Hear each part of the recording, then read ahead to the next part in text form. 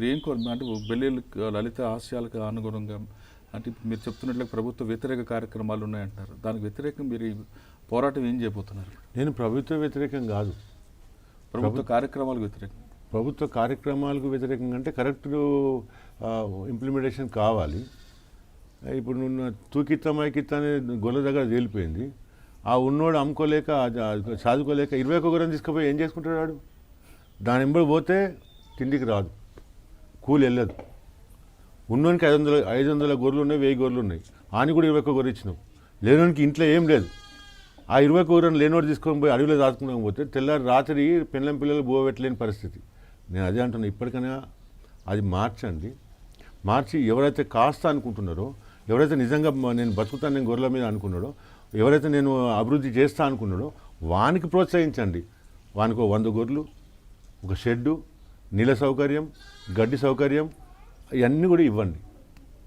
ఇస్తే ఏమైంది, నువ్వు అనుకున్న ఆహార ఉత్పత్తి అంటే ఈ మాంసం ఉత్పత్తి జరిగి విదేశాలకు ఎక్స్పోర్ట్ చేయొచ్చు.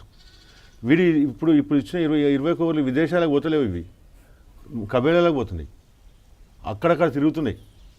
ఈ నుంచి ఆన్ చేతికి ఆన్ చేతికి డాక్టర్లు బాగుపడుతున్నారు, డాక్టర్లు తింటున్నారు, బ్రోకర్లు తింటున్నారు. టీఆర్ఎస్ కార్యకర్తలు కొంతమంది బ్రోకర్లుగా మారిపోయారు. ఇంకా చాలామంది మారారు. టీఆర్ఎస్ మీద ఒక్కదాని మీద అంటలేను కానీ చాలామంది మారి. ఇది ఒకటి, విద్య ఒకటి, వైద్యం. ఇప్పుడు లోకల్ పాఠశాలలు అన్నీ డెవలప్ చేయండి. వాళ్ళకి కావాల్సిన మొత్తం మెటీరియల్ అందివ్వండి. ప్రైవేట్ స్కూళ్ళలో ప్రాధాన్యత తగ్గించండి. గవర్నమెంట్ స్కూల్కి వస్తారు చేయండి. అది తెలంగాణ గవర్నమెంట్ చేయాల్సింది. అట్లనే ఉద్యోగాలు, ఇంటికో ఉద్యోగం ఇస్తాను మీరే అన్నారు. సరే ఇస్తారా అన్నట్టు సాధ్యమైతే కాకపోవచ్చు, కానీ ఆ ప్రయత్నం జరగాలి. సెల్ఫ్ ఎంప్లాయ్మెంట్ జరగాలి. అంటే ఇట్లా గొర్రెల షెడ్స్ కానీ, లేకుంటే పందుల షెడ్స్ కానీ, కుందేల పెంపకం కానీ, కముజుల పెంపకం, ఇట్లా వాళ్ళు ఏరు కోరుకుంటే అది ఇవ్వండి. గవర్నమెంట్ గ్యారంటీగా ఉండండి బ్యాంకులకు. తర్వాత విద్యను డెవలప్మెంట్ చేయండి. అది ప్రభుత్వ విద్య అయి ఉండాలి. పీజీ నుంచి కేజీ నుంచి పీజీ దాకా ప్రభుత్వమే తీసుకోవాలి. అది మార్పు జరగాలి. అట్లనే వైద్యం కూడా ప్రైవేట్ దాంట్లో కోట్ల రూపాయలు కొలగొడుతుంది. అంటే మీరు చెప్తున్న ప్రకారం ప్రభుత్వం చేసిన కార్యక్రమం మంచివే కానీ ఒక పద్ధతి ప్రకారం చేయాలని మీరు అంటున్నారు. అవును. రాబోయే కాలంలో తెలంగాణ ఏ విధంగా ఉండాలనుకుంటున్నారు? అంటే కేసీఆర్ గారు ఇంకా 20 సంవత్సరాలు పరిపాలన చేసినా నష్టం లేదు, చేయమని అంటున్నా. నువ్వు చేసిన దానికి నేను మీకోసం ప్రచారం చేసాను కూడా సిద్ధమే. ఎట్లా అంటే ఇప్పుడు మా కులమే ఉన్నది, మా గొల్ల కుర్మ కులం. మాది సమాజంలో పెద్ద కులం. నువ్వు ఇచ్చిన సీట్లన్నీ 2 సీట్లు ఇచ్చినావు. ఒకటే సీటు, 2 ఎమ్మెల్యేలు, ఒకటి షాద్నగర్, ఒకటి ఈయన. అయితే ఒక మినిస్టర్ పదవి ఇచ్చినావు. ఓకే సరే, వాళ్ళు ఎవరి కోసం పనిచేస్తున్నారని పక్క పెట్టేస్తే మిగతా కులాలన్నీ కూడా 93% ఉన్నప్పుడు వాళ్ళకు జనాభా తమాషా ప్రకారం కనీసం ఒక 50%, అందరికి ఇప్పుడిప్పుడే మార్చమని నేను అంటలేను, ఓ 50% అన్నా నువ్వు టికెట్లను కేటాయిస్తే నువ్వు నిజమైన తెలంగాణ తీసుకొచ్చినవి. ఇప్పుడు నీ క్యాబినెట్ కానీ నీ పార్టీ కానీ ఇప్పుడు ఏమున్నది, అగ్రకుల తెలంగాణనే కనిపిస్తుంది. ఆడ 42 మంది రెడ్లు ఉన్నారు, 8 మంది మీరున్నారు వెలుమలు. ఇట్లా అగ్రకుల తెలంగాణ కనిపిస్తుంది. ఇది కాదు చేయాల్సింది. నువ్వు సీఎంగా నువ్వు 20 ఏళ్ళు ఉన్నా నాకేం పర్వాలేదు, అభ్యంతరం లేదు, నువ్వు మంచి చేస్తావని నేను అనుకుంటున్నాను ఇప్పుడు కూడా.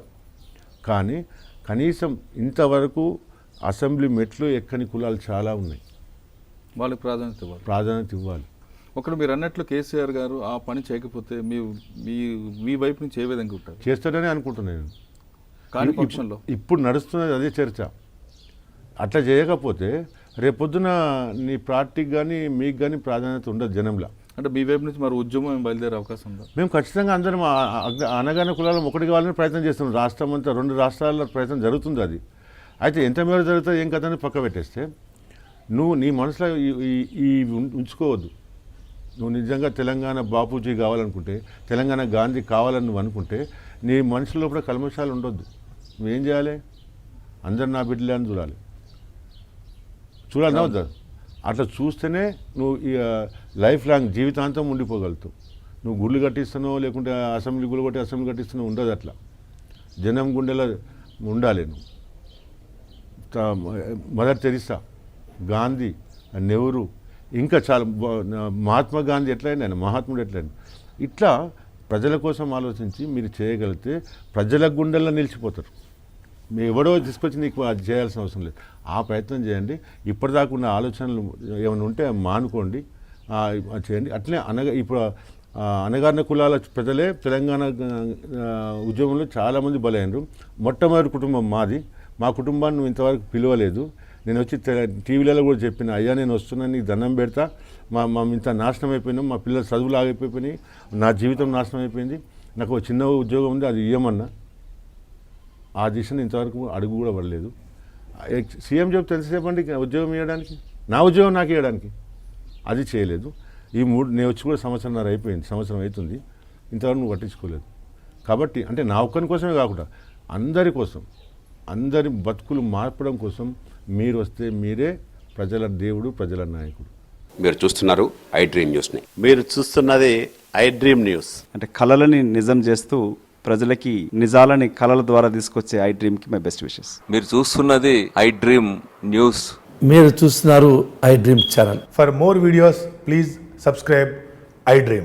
మరిన్ని వీడియోల కోసం ఐ డ్రీమ్ ని సబ్స్క్రైబ్ చేయండి. Please subscribe I dream. And I'm very much satisfied with the way interview went on. Kindly subscribe to I Dream. For more videos, subscribe to I Dream. And loads of fun entertainment and content. Do watch I Dream.